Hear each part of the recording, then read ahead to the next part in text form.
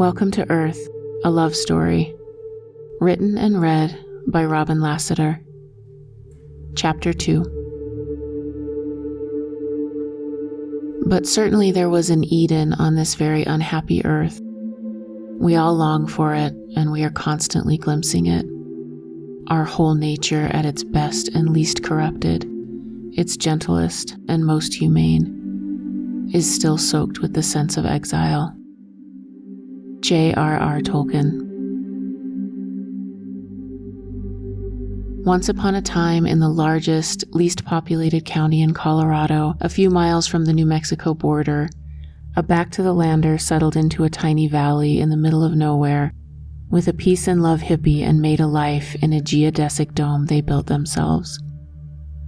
By the time my sister and I came along, the house was livable, insulated, with a wood-burning cook stove in the kitchen where my mom made all of our meals and heated water for us to take baths. She had to carry the water in 5-gallon buckets from the well across the arroyo, but that was all right because it was good water, and she and my dad were grateful for it. Our neighbors all had sulfur water, drinkable but smelly. We got lucky. My folks hired a well witcher named John Digger, and he found sweet water at 60 feet, and to this day, knock wood, that well is still giving water. The cook stove had a reservoir at one end which held a few gallons, and after the fire had been going for some time enough to heat up the cast iron bulk of the big stove, you could open a little door and pull down the spigot, spilling hot water into an old metal tub where my sister and I took baths. Eventually we did get running water and electricity, but for many years it was baths in the kitchen, getting scrubbed down with rough washcloths in front of the stove, an old kerosene lantern giving us a little circle of light on dark winter nights. In those years we had an outdoor composting toilet, or the garden of metabolic transmigration, as my folks called it. I remember the year we got indoor plumbing, an exciting year, because it was the same year we got a telephone. My sister and I spent our childhood playing in the runoff from afternoon monsoons and saw every blade of grass sparkling and fresh and wet once the clouds moved on. We were surrounded by big swaying ponderosas that smelled like vanilla and strawberries in the summer heat, and by ancient junipers wafting red pollen in the spring. In the late summer garden were string beans climbing orange twine, and knobby cucumbers my mom would turn into pickles, and the marigolds we planted to keep bugs away from the cabbage. That never worked, though. My sister and I were paid a nickel a beetle and made good money picking them off big dusty green leaves with our little fingers and dropping them into a plastic cup to feed to the chickens later. We had a beehive full of a wild swarm my father had caught and kept and tucked into a hillside near the house.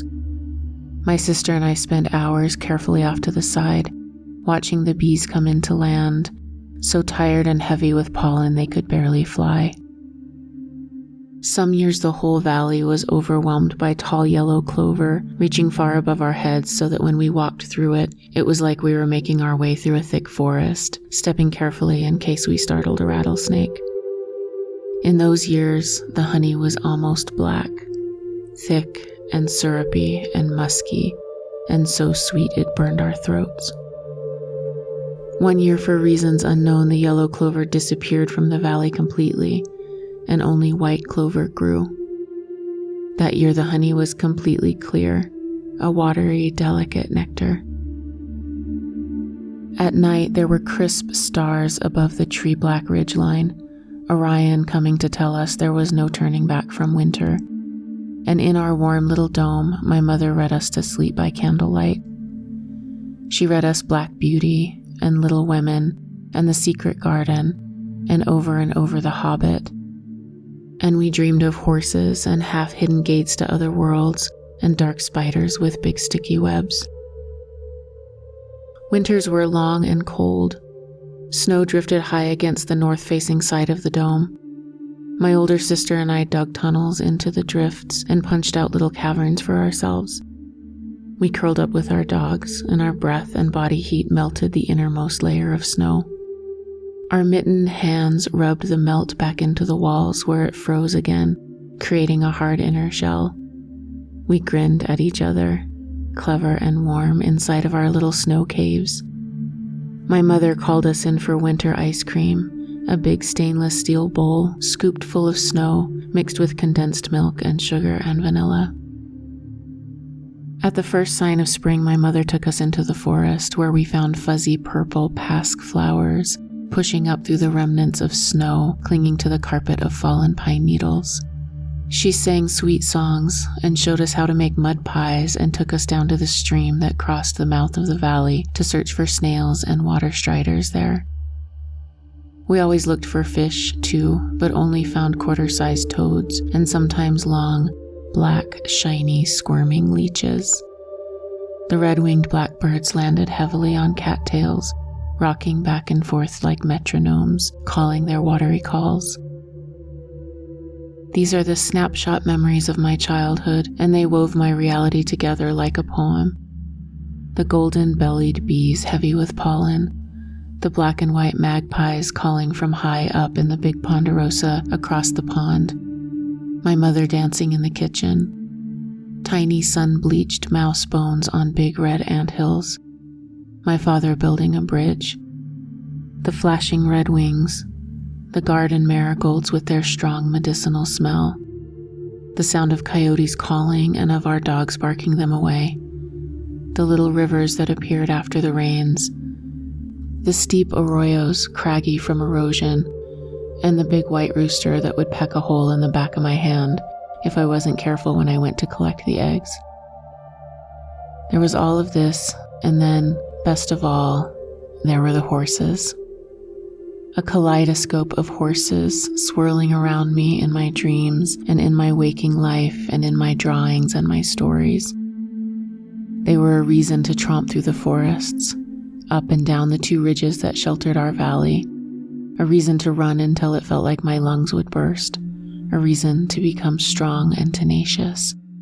When I was a year old, my parents went to a livestock auction and came home with a 2-month-old, terrified, bucking, grew-ya-done filly. Her mother had been sold for dog food, but my parents paid $45 and saved Glory. The story goes that my mother was crying and bidding on all of the broken horses, driving up the prices, so the dealers got together and let her have this little one to shut her up and send her on her way. Before Glory, there was Mary run with the deer. My parents bought her and put her in the valley, and with no other horses to keep her company, she kept the company of the deer, who stole delicately into the meadows in the early, wet, dewy mornings. I never knew Mary, though, because there was a rough, scary man who lived a few ridges over, and he came and stole her and sold her, and my folks never got her back. That story always made me sad, because the man beat his dogs and his kids and his wife, and I hated to think of Mary having to be with him until he sold her, and wondered who he sold her to and was that person good to her. That man was killed a few years later, shot dead while he was beating his wife half to death with a pipe. He was like a rabid dog, my dad told me, who had to be put down for the good of the community. I always listened to what my father said, nodding, with wide eyes and a serious little pinched mouth. After Glory came a pregnant paint pony, a black and white Shetland mare with a sickle moon on her forehead named Gypsy. Gypsy was my sister's horse and Gypsy's foal was mine, a chestnut and white filly we named Sunspot.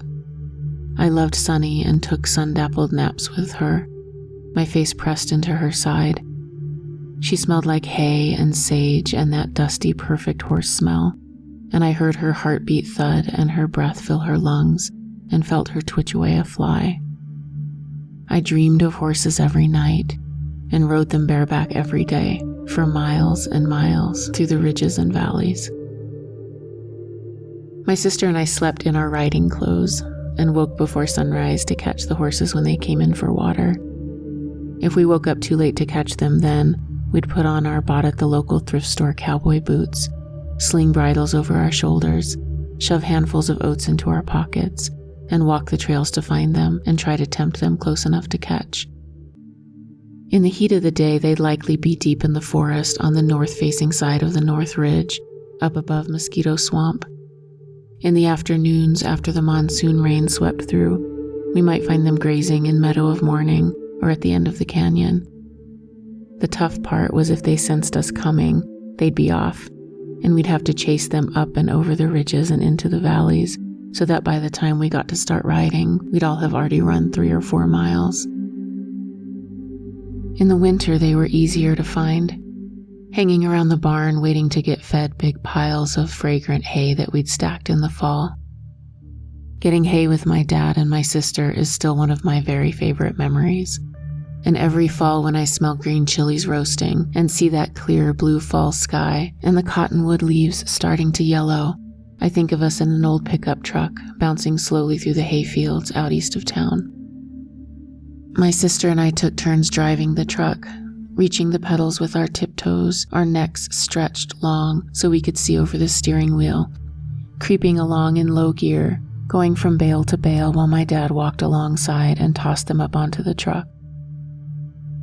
Later, I got strong enough to buck the 70-pound bales too, grabbing a line of twine, one in each hand, and then hoisting them up to my waist, and if I timed it right, lifting a knee into the bale and using the momentum to toss them up onto the truck.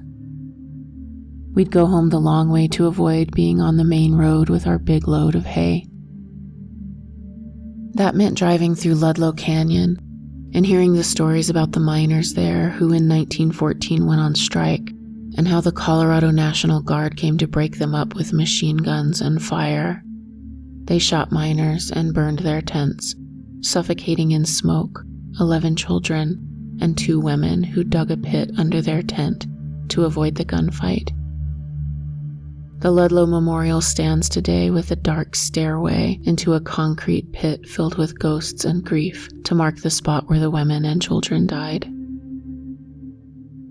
One time driving home from getting hay, I looked down into the arroyo that holds the sweet stream of Ludlow Canyon, and in a big, solid block of rock, beneath an overhanging juniper tree, I saw a dark doorway with a little girl in a light blue skirt standing in it. I looked and looked for that doorway every time we drove through the canyon, but never saw it or the girl again. We would listen to the stories and look at the ruins of the old coal town and feel the ghosts of the dead and wind our way through the narrow valley, making sure no bales were lost on a sharp turn. After we made it home and unloaded and stacked the bales high into the little barn, we'd go inside pink-cheeked and tired, our jeans fuzzy with tiny bits of hay scratching our thighs, fingers sore from the twine pressing into them. The hot meal and warm fire that Mom had waiting dissolved the shadows of grief gathered from driving through Ludlow, and as ever, we were restored to warmth and comfort. In the winter, after the horses ate breakfast, we'd catch them and saddle them, the only time we used saddles, and only then so we could wrap the end of a long rope around the saddle horn and pull each other through the snow on a round red plastic sled. Our poor long-suffering ponies. They worked hard for us, but they evened the score too. There's nothing like the terror of turning towards home and feeling the horse beneath you gather her strength, arch her neck, shift the bit forward between her teeth, and know that soon she will bolt and head for the low branches to try to peel you off. There was nothing to do but hitch up our knees higher and grab a handful of mane and lean low and hang on for dear life. We got broken wrists when they dumped us. I had a concussion and a punctured kidney, and once I was kicked in the ribs so hard that I lost all my breath and had to crawl on my hands and knees the whole way back to the house. I had a purple and yellow and green bruise from my hip to my armpit for weeks. Even still, the horses were the best thing that my parents could have possibly done for me. I loved my childhood from the back of a horse. My sister and I named every rock and game trail, every big old gnarled tree that had a personality, and every meadow according to its character. We picked tall, dried mullein spears and pretended to be knights, charging towards each other and veering off at the last minute. We packed picnics and rode to the top of the ridge to sit in the shade of the ponderosas and look out over the blue-green rolling hills that faded into the distance, eventually turning into stepped mesas or snow-capped mountains, depending whether you looked south or west. We fed our horses bits of bread from our sandwiches and let them lick the icing off our cupcakes, and gave them salty potato chips that they ate with their ears pricked forward, nodding their heads or turning up their lips at the taste. When we were old enough, we started to ride Glory. She was our big horse, little by any standard, only 14 hands, mouse gray with black legs, a black mane and tail, a thick black stripe down the center of her back, and dark bars streaked across her legs, giving away her ancient origins. She wasn't brutal to us like our ponies were. She never bucked. She never ran away with us. She never hurt us, and we witnessed life together in our little valley. When my sister got a little older and stopped riding with me every day, I spent most of my time with Glory. Glory and I outraced summer storms, hailstones smacking broad oak leaves right behind us, pressing us faster. We jumped fallen logs and relaxed under the shade of the big perfumed ponderosas. We knew every inch of the valley and how the first day of spring and the last day of summer smelled. We heard a rustling in the grass and peeked in to find a tiny garden snake wrapped around a tiny brown mouse. The garden snake rhythmically constricting and the little mouse's eyes darting. We knew what time of day the mosquitoes would be bad near the stream and when was best to see an owl on Serendipity Trail. Once we galloped up a hill through the forest and burst into a small meadow, surprising a big herd of elk. They bolted, and for a few strides we were with them, a sea of bobbing brown backs around us, and the bulls' huge antlers rising above us all. Soon enough they outran us, and we watched them stream down the hill, over the fence and into the next valley. Coming home from a long ride one day, Glory spooked sideways and snorted and arched her neck and strained her ears forward and flared her nostrils to show me 2 rattlesnakes just ahead, moving fast. Their heads were off the ground, gazes locked onto each other, their bodies making matching S's as they traveled. Suddenly they lunged towards each other and writhed together, kicking up dust. Glory decided that was enough, and we ran away together, fast, flashing through the shallow pond, up the hill and through the forest, all the way back to the barn. And then there was one day, I was maybe 9 or 10, lying in the shade with my hands beneath my head. Glory was grazing next to me, rhythmically ripping and chewing mouthfuls of sweet summer grass. I had a long piece of oat grass between my teeth and was gently biting the tender, sweet end and rolling it against my tongue. Through the ponderosa pine needles high above me, big round white clouds hung suspended against the blue sky. I caught the barest whiff of moisture from them, mixed with the smell of Glory's sweat drying and her sweet breath. My vision blurred. I felt my whole self there in that moment, and how I was entwined with Glory and the grass and the dirt, the buzzing bugs and the sweet tip rolling against my tongue, and the smells and trees and that big blue sky with its big 3-dimensional clouds hanging in its big 3-dimensional space. I knew that the grass Glory was eating and her body and mine would eventually molder into the dirt, and then grass would eat us, and that was just fine and as it should be. Everything was connected. It was a moment of peace and clarity. It was a wholeness that went deep into my bones and stayed with me. I still hold the blueprint. My beautiful childhood, my beautiful family. My mother called me Princess Tangle and chased me around with a brush, trying to tame my massive orange hair. I came by it honest, between her long golden tresses that she laid down and straightened between a water-heated iron and the top of our wood cook stove, I swear, and my dad's red, curly ball of hair with the long braid down his back. My sister and I were pale, freckled, and copper, wild, muddy, feral children. We were born just 15 months apart, and people thought we were twins when we got cleaned up and went to town wearing our matching handmade dresses. And can you imagine how much I hated my going to town shoes? I spent early spring waiting for the ground to thaw enough to squelch my bare toes into the first mud puddle that appeared, melted out of the mass of snow on the north-facing side of the valley. Every now and then the Jehovah's Witnesses would come visit, hiking up our long dirt road to preach to my mother, horrified to find us naked in the pond, my mother barefoot, and telling them that God was in the garden and would they like to meet her. Mom grew up in Dallas, and her father had bought an old rundown cabin in Eagle Nest, New Mexico in the 40s. She and her folks and her 3 sisters and 1 brother spent summer vacations there, escaping the Texas heat. She only ever wanted to live in a little cabin in the woods, and when she grew up, she got married and moved to Trinidad, Colorado, hoping for that life.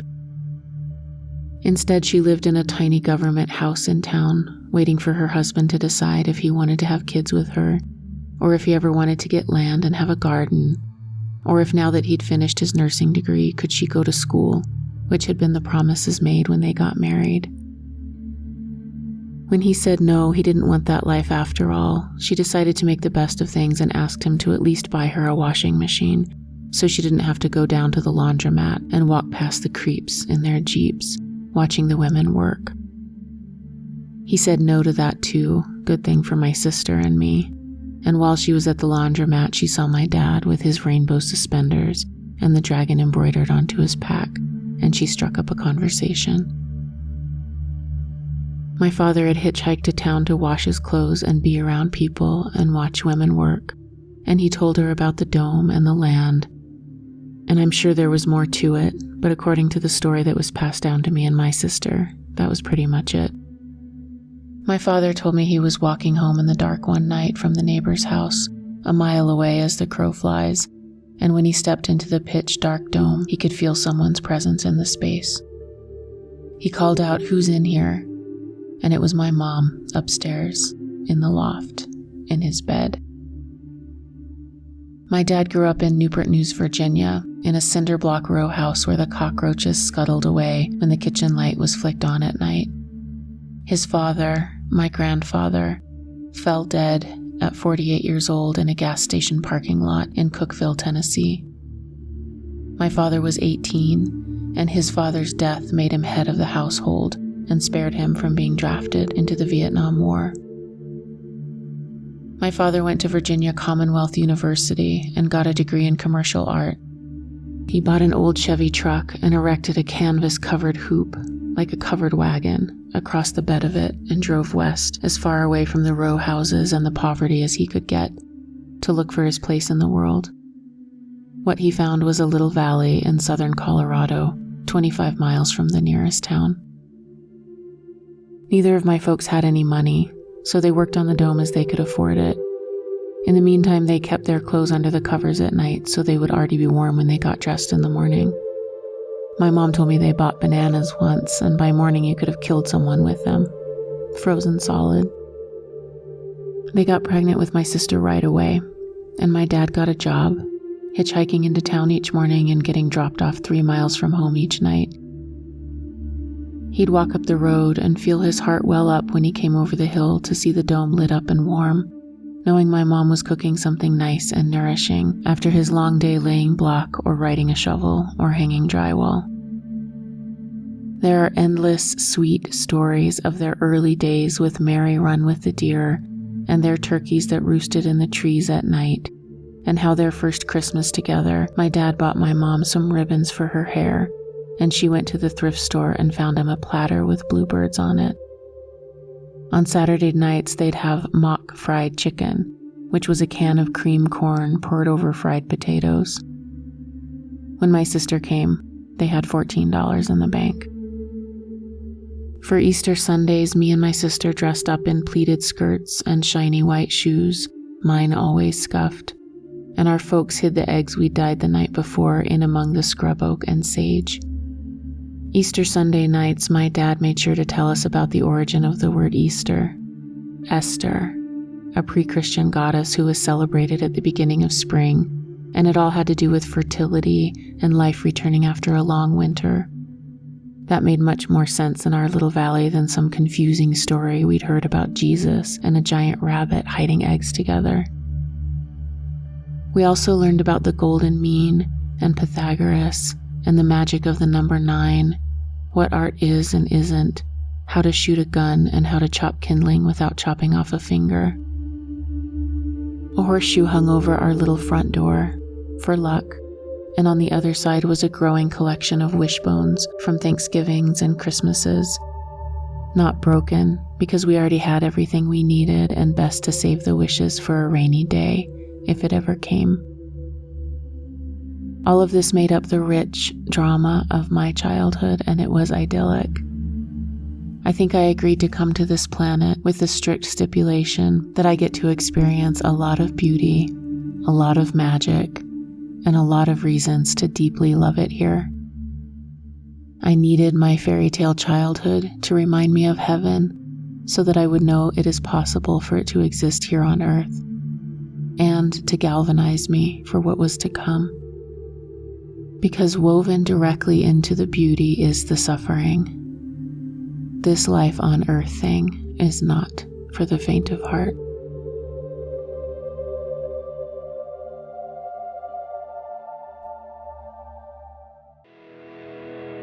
For more information, visit honeyheartLLC.org.